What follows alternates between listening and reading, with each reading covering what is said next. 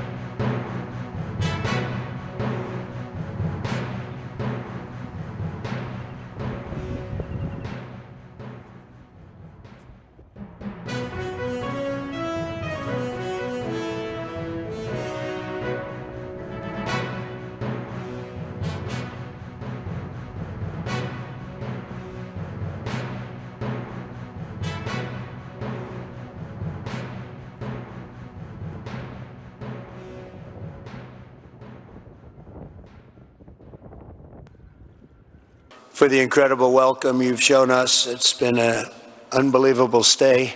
He's a very special man. I also want to thank the other leaders here today, including friends from United Arab Emirates, Qatar, Oman, Kuwait, Bahrain, all friends. As I said in my address last night, the Gulf nations are at the forefront of creating a stable, peaceful, and prosperous Middle East, and I have to say that I've seen such progress. It's really incredible. I've also seen great unity and friendships. I've spent a little time with you just before this, and I've seen tremendous unity, tremendous friendship, and the whole world is watching the Middle East, and many are watching with envy. You have something very special going on. Incredible opportunities are within reach for this region. If we can simply stop the aggression from a small group of pretty bad actors. The Biden administration created havoc and bedlam by basically being incompetent, but by empowering Iran and its proxies, sending them billions of dollars, billions and billions of dollars, senselessly. I couldn't believe it to watch. One of the reasons I said, let's do this again. But what they did was so bad, while turning his back on the Gulf allies. Those days are over. Everybody at this table knows where my loyalties lie, always have. They'll never waver, never. And we'll stand with our friends and partners, and we'll confront the aggression that threatens us all. I want to make a deal with Iran. I want to do something if it's possible. But for that to happen, it must stop sponsoring terror, halt its bloody proxy wars, and permanently and verifiably cease its pursuit of nuclear weapons. They cannot have a nuclear weapon.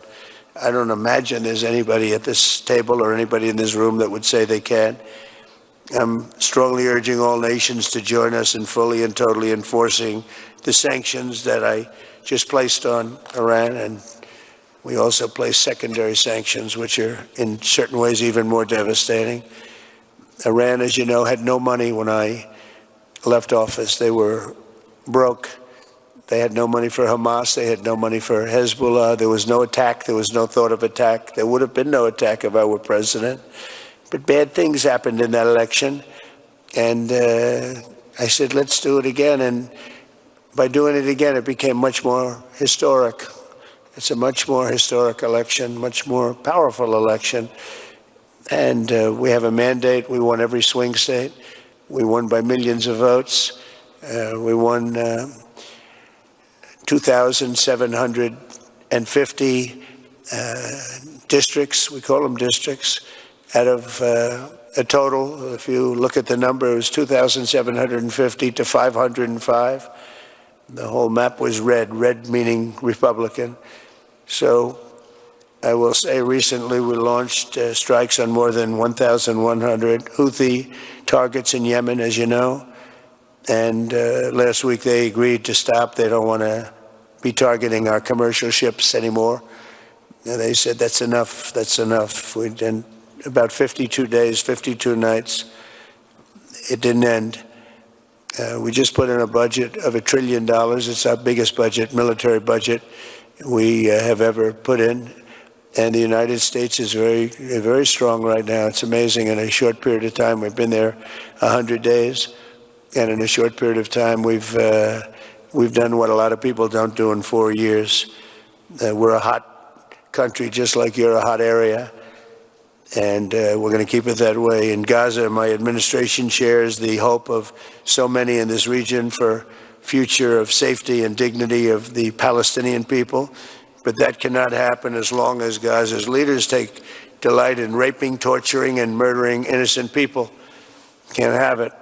I greatly appreciate the constructive role that the leaders in this room have played in trying to bring the terrible conflict to an end, including by helping secure the release of American hostage Idan Alexander. It was a big day yesterday, a very important day. I was told just before I left that they were going to be releasing Idan. We thought Idan was dead 3 weeks ago. They said Idan was no longer living. And it was a very, very good thing. Ultimately, all hostages of all nationalities must be released as a stepping stone to peace, and I think it's going to be happening. A lot of things are happening. A lot of very positive things are happening on every front. With the support of leaders in this room, and they're great leaders, you are, we are currently exploring normalizing relations with Syria's new government, as you know, beginning with my meeting with President Ahmed al-Shara and Secretary Rubio's meeting with the Syrian foreign minister in Turkey after discussing the situation with Crown Prince Mohammed and President Erdogan of Turkey. I am also ordering the cessation of sanctions against Syria to give them a fresh start. It gives them a chance for greatness. The sanctions were really crippling, very powerful. And I spoke to Mohammed, and I spoke to our friend from Turkey, who we just spoke to also by phone now, but felt very strongly that this would give them a chance. It's not going to be easy anyway, so it gives them a good, strong chance. And it was my honor to do so. So we've we will be dropping all of the sanctions on Syria, which I think really is going to be a good thing. And we made a speech last night, and that was the thing that got the biggest applause from the room. We had a very crowded room with thousands of people, and the statement that got the biggest applause was dropping the sanctions on Syria. Likewise, in Lebanon, there's a new chance for a future free from the grip of Hezbollah terrorists if the new president and prime minister can rebuild an effective Lebanese state. We just appointed a very good ambassador, a friend of mine who's Lebanese, and I didn't even know that. And I said, why do you want to be the ambassador to Lebanon? That could be dangerous. He said, I don't care. I grew up there. I love the country. And I don't care if it's dangerous or not dangerous. I want to do that. And he's a very capable man, very successful man from the United States. And he's going to be your ambassador. He's going to do a great job. But this is a once-in-a-generation opportunity to forge a Lebanon that is prosperous and at peace with its neighbors. And I think things can really happen there. They've had a tough go of it for a long time. At the end of my first term, all of the momentum in this region was toward peace. I especially want to thank and congratulate the United Arab Emirates and Bahrain for their vision and courage in signing the historic Abraham Accords. It was something, it's a very big thing. I believe we would have had it filled out had the election been called fairly, which it wasn't. It was a rigged election. I hope that in the near future we can continue that progress. We have a mandate from the American people, the likes of which people haven't seen for 129 years. They say it was the most consequential election in America in 129 years. So that sounds like a long time, so we'll take that. But in the future, we'll continue that progress by adding more countries to the Abraham Accords. We have the 4, and I think they're going to be filling up very rapidly. Biden didn't do anything because he never did anything about anything. He had no capability, he had no ability, and it was a shame what he's done to so many countries, including our own. We had an interesting fact. About a year ago, there was a story that we're having a hard time getting enlistments into the military, and it was at the lowest level almost ever. People didn't want to go into our military. And it just came out last week, you probably saw that we have now the strongest enlistment in the history of our country. They say 38 years. One said 37, one said 32, and one said ever. So we just had the strongest enlistment in the history of the United States of America. So think of it. In 1 year, we went from they can't get people to enlist to we have the strongest enlistment, and that includes the police departments too. We're having a hard time getting people to be police, the great law enforcement arm that we're known for, and now we're setting records. It's hard to get a job. I mean, frankly, the lines of people wanting to be police officers and go into the military, and it's a matter of spirit. We have great spirit in the country right now. We've done a lot in 100 days, I'll tell you that. It's all started on November 5th with the election. But a stable and peaceful Middle East will be a successful and prosperous Middle East, and that's what you've done, and that's what you're doing. And, it's amazing because when I was here last, it was fine, it was doing good. And then I see the things that you're doing here and in your countries. It's just incredible what you're doing. Is the whole world is talking about it. The whole world is watching us. Look at all the news over there, the fake news. Look at them. The whole world is talking about what you're doing, and you're the envy of the world. Together, we're in this room, and we're going to forge a Middle East that will be a thriving commercial, diplomatic, and cultural crossroads at the geographic center of the world. That's what it is. It's the center of the world. I look forward to working with you, and I want to thank Mohammed. I want to thank you, Crown Prince. We have a special relationship. We have long had a special relationship, but it was an honor to spend a couple of days with you, and I'll see you again soon, and I'll see you a lot. Thank you all very much. Thank you. شكرا فخامة الرئيس على كلمتكم. والآن أدعو جلالة الملك حمد بن عيسى الخليفة ملك مملكة البحرين لإلقاء كلمته. What's your take on Trump's Middle East mission? Bold diplomacy, or dangerous politics? Tell us in the comments below. Don't forget to like, subscribe, and hit the bell icon so you never miss an update from the Viral Times, bringing you the truth, raw and viral.